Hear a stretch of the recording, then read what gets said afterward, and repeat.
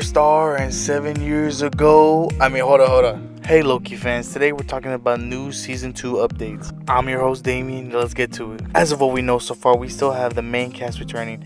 Tom Hiddleston as Loki, Sophie DiMartino as Sylvie, and we still have Jonathan Majors playing as Kang. It's a great time to be back. Us Marvel fans were questioning whether or not he was going to play as Kang or not due to his allegations, but luckily Marvel has decided that he was innocent, as the same thing as the judge, so luckily he was able to play as Kang again. With that being said, let me know in the comments, are you excited to see Kang back again in Loki Season 2?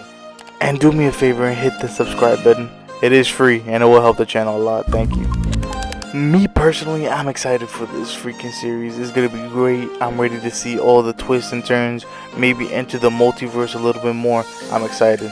This could be make or break for Disney due to the fact that the previous Disney Plus shows hasn't been doing so well as the others. When you look at Disney Plus shows such as Miss Marvel, WandaVision was pretty good, Moon Knight, all these type of shows has been lacking the sense of the story. The story hasn't been hitting the same as Loki did. So this is a huge redemption for Disney Plus. Season 1 ended with a crazy event that set up multiverses. Many theorized that it directly set up the chaos of Doctor Strange in the Multiverse of Madness, along with Wanda's role in the film too. After all, the Scarlet Witch is a Nexus being, which would have tied the two together very nicely. The multiverse and its impact were later shown in Spider-Man No Way Home in December 2021, with heroes, villains, and multiple variants of characters being pulled through our universes by Doctor Strange after a spell went wrong. As a result, they were all living in the same timeline together.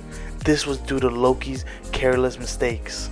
The Season 2 discussions of Loki surrounding Kang and the character's plot involvement, the screenwriter revealed, in creating the show in the first place, the only way it's worth doing to me is that we find a new story to tell with this character.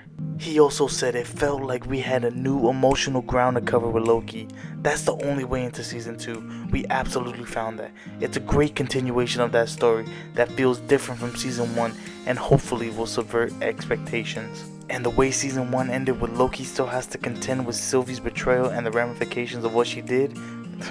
Good luck, brother. With Kang, he who remains gone, an infinite number of his variants will rise up and take control of the multiverse.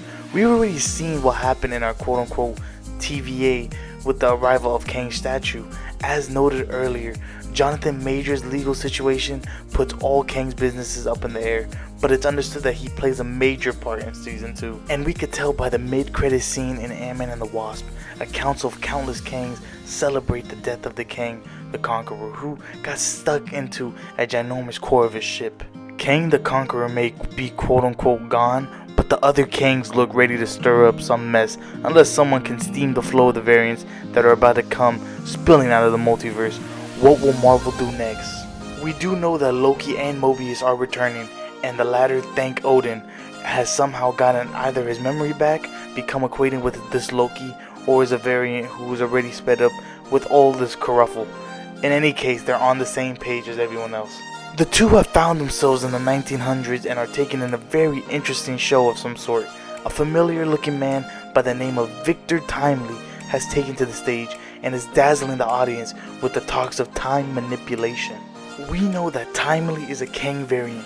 This version of Kang debuted in Avengers Annual number 21 and is a Kang who traveled back to 1901 Wisconsin, where he would establish Timely Industries, the company responsible for advancing technology in the time travel sector, allowing him to become a time traveler.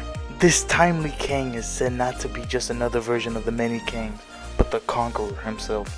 It's therefore highly likely that Loki and Mobius are cooking up a plan that involves the tracking of Kang the Conqueror, and perhaps stopping him before he can unleash the horrors that He Who Remains predicted, which is problematic for Marvel.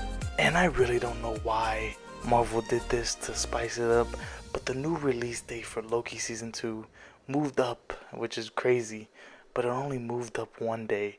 It was supposed to be released on October 6th, but now it's released on October 5th, which is not really that surprising. And that's gonna wrap it up for this episode of Updates with Damien. I'm thinking of doing more movie reviews as well, seeing if you guys would like that. So let me down in the comments below. Don't forget to like, comment, subscribe, and I'll see you guys in the next video. Have a good day.